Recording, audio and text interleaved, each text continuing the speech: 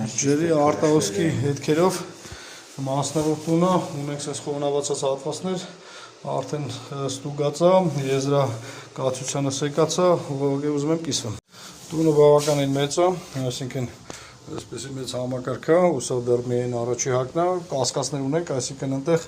կոմունիկացիաներից ունենք տաք հատակները ճնշումներով ստուգել եմ ամենապահումը, այսինքն տաք հատակից կորուստ չունենք։ Բակում ունենք ոռակման համակարգ, այս խողովակաշարը սնում է ներսը ծաղկամանը, այսինքն սնում է այս ամանը և սնում է այս ներսի ծաղկամանը,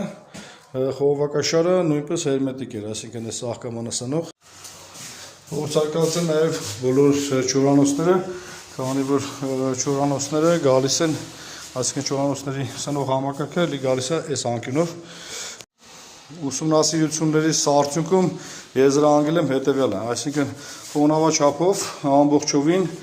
այս դարակի մեջ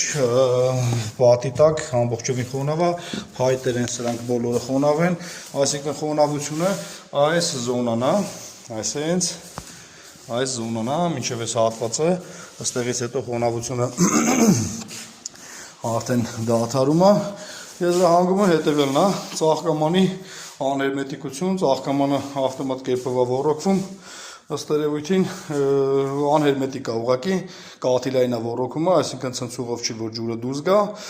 ըստ երևույթին իրարից այդ ջրահեռացման